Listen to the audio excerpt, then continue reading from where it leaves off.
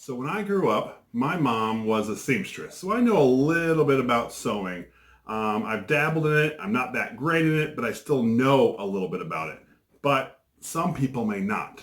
Today we're going to be looking at a product called No Stitch. It's a way to seam hems or fix tears without actually sewing. It looks really interesting, and I'm kind of excited to try it out. This is Jeff with Jeff Reviews for You.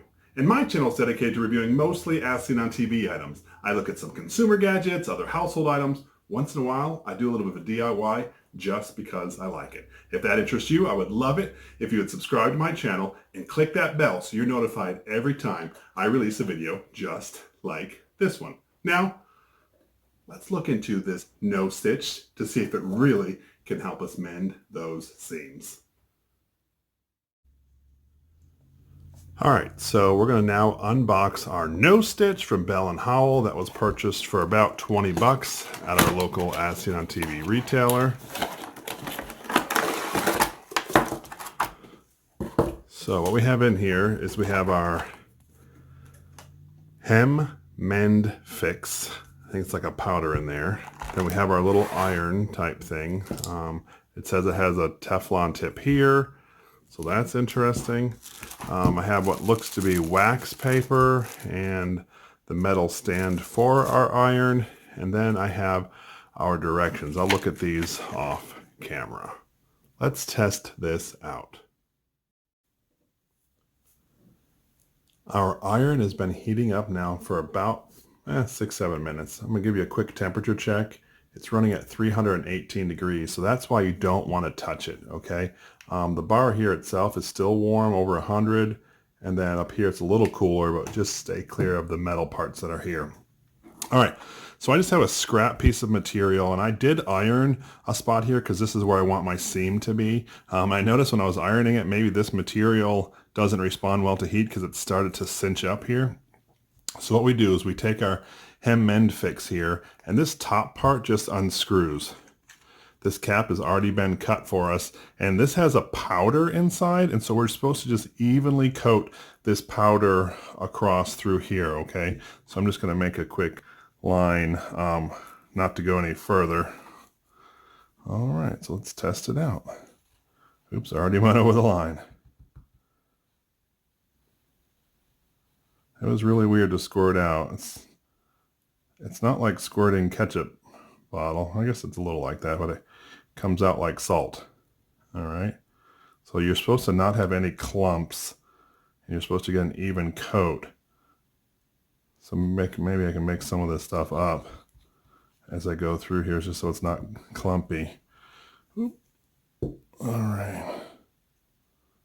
Let that settle. All right. So now what I'm supposed to do, except for this part down here, I'll bring this back. So I'm not supposed to get any glue on the Teflon, even though it's an anti-stick surface. They still warn against that. So now what I'm going to do is I'm going to take my wax paper here, and I'm going to set it down over top of my seam, okay? And so what they ask us to do in the directions is you're to hold it in a spot for 10 seconds, then move to the next spot. So let's start that here. Ready?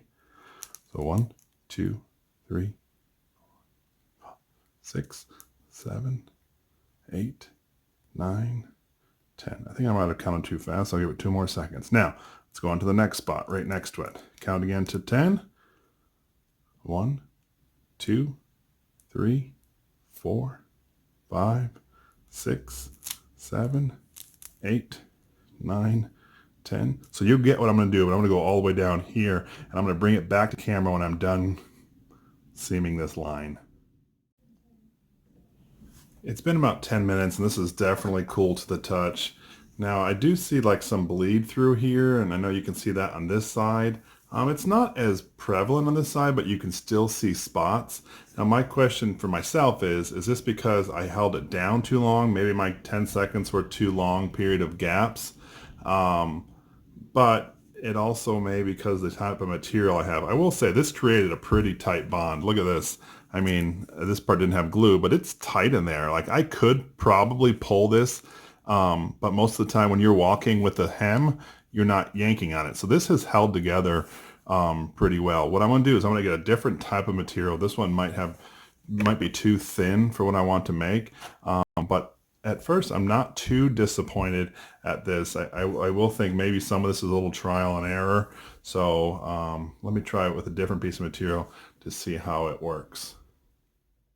Now that we've tried it out on a piece of material and found out that it works, I'm going to try to make myself a face mask. Everyone's looking for face masks these days, so I'm going to see if I can use no stitch to make myself a face mask. Let's try that. All right, so let's just gently spray out our glue all the way down.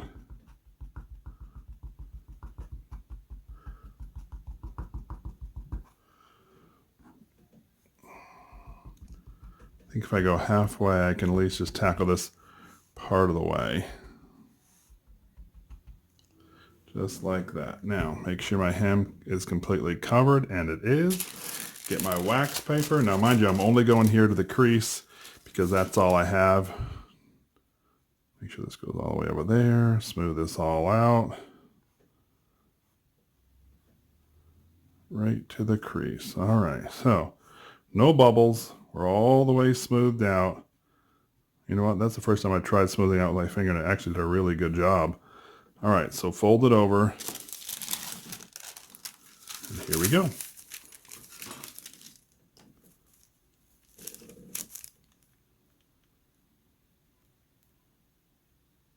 So what I'm going to do now is I'm going to do this rest of this part off camera, and I'm sorry for those of you that like to watch it, but I also like to save some of the camera reel. So come back with me when I get done with this seam. So I've hemmed my first line here with the no stitch, and look what I don't know if you can see this, but it's leaving some sort of, I don't know if it's melting through the fabric, but it's on this side and it's on this side. I've only been holding it 10 seconds at a time, but it looks to me like it's coming right through. That's not something you would want on the outside of your clothes or whatnot. I'm not too keen on that. Also, I notice if I bump it, I don't know if you can see it, but there's like glue here because it got bumped, and so some of the powder came out. So I wish they had this in a different form. I don't know if it's in a liquid. I don't know if it's in a tape, but that might be better than this because that just bumped out and it got all over the table. And so that was kind of frustrating. I'm going to keep working on creating my mask, but I just wanted to show you that. My next line I'm going to do is the other side. So I'll do half and half just like I did. I'm going to try to go a little more careful than I did, but this is my next line. All right, so I've now folded all my seams, and even though I'm not too pleased with how this is coming through, it is holding tight, making them stiff. I will say I'm going to continue working on this. So now I'm going to put two of these things together. So I'm going to sprinkle some of the mend here and then some of the mend here. So I'll have a complete pocket with an opening here at the top. And then I'll attach some elastic. But that's where we are right now. So let's see how these two go. Mending a side seam. So what are your thoughts about this no stitch? Is it something we need, not need, kind of crazy? I don't know. Let me know down in the comment section below. I would love to hear your thoughts about no stitch. All right, so here it is. None of this has been stitched. It's all been heat mended together, and it's pretty tight. I mean, I'm pulling with pretty good strength. I mean, not as strong as I could, but it's a pretty tight seal for what it is, right? I still don't like the residue, but it is doing its job. I am going to try it on a thicker material because this was pretty thin. But what I'm going to do next here as far as making my mask, I'm going to cut some holes in here and here on both sides to bring my elastic through it. I'm just going to do a quick tie around with the elastic, nothing fancy, and then I'll have my mask. Just to show you how I do my holes, I folded the piece over a little bit, and then I actually, in the hard part, I did like a triangle this way, or an angle cut that way, and an angle, I'm going to move my finger in a second, I just want to hold it into place, and an angle cut this way, And that's how I made my hole, okay? Just something simple, so it's right there in the middle. And there I have my hole. I did this one side already. I'm gonna do the same thing on this side, and then I'll tie my elastic. So all I had was this big, thick elastic, and that's too thick to wrap around your ears, so I just cut it down the middle. It doesn't look pretty, but it's gonna get the job done. So realistically, what you're gonna do is you just fish it through the hole as best you can, just like so. And I'm just gonna tie it off.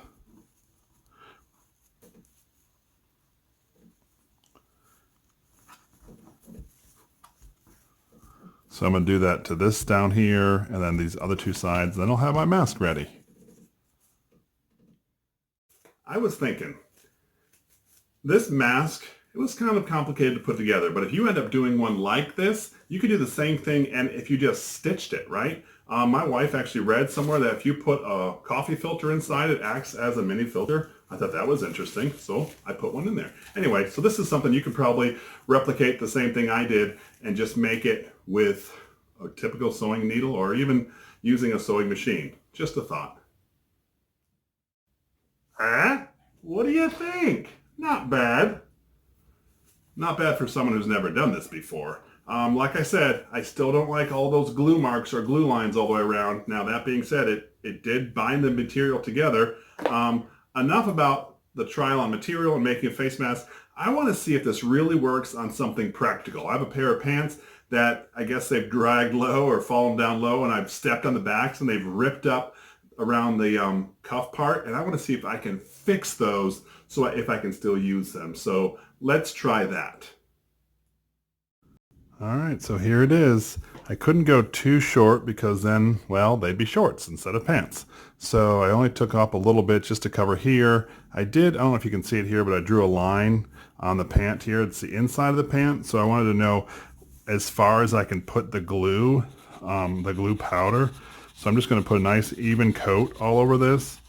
Try not to glump or clump or whatever they call it.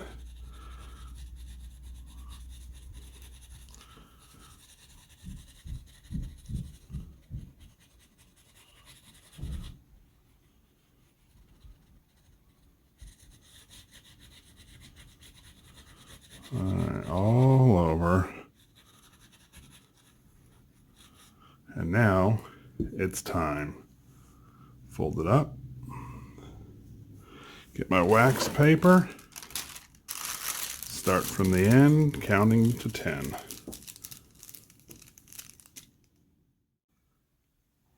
As I was using the iron on the seam, I sort of stopped after right here and quick tucked some wax paper underneath because I wasn't sure if the glue was going to bleed through to the other side. And so I do want to let you know I did do that just in case. But look at this line. It looks to glue up pretty nice. I mean, it's a pretty decent seam line right there. What I'm going to do now is I'm going to fix this side or turn them inside out and see how the pants look. This is my new seam on the pants that had that pretty bad cuff rip. And for those of you out there that think I just went and grabbed a new pair of pants, let me show you the inside. This is where that seam was that I had to cut around, and of course that's where it folded. So that we've been looking at No Stitch. It's a product by Bell and Howell that you're supposed to use some sort of glue particles to bind together material under heat. I will say it took about 5 minutes for this to heat up, and it took about 5-10 minutes for it to cool down. So after you're done using it, you're supposed to just leave it on that little stand for about 5 to 10 minutes. Make sure it's cool, then you unplug it and store it away. Let's talk a little bit about it. When I first did this piece of material, I thought, oh, you know what, it's neat, it worked, but it kind of damaged the material, and I didn't care so much for it. Then I made this mask, and it worked, but then there's that still glue line, right?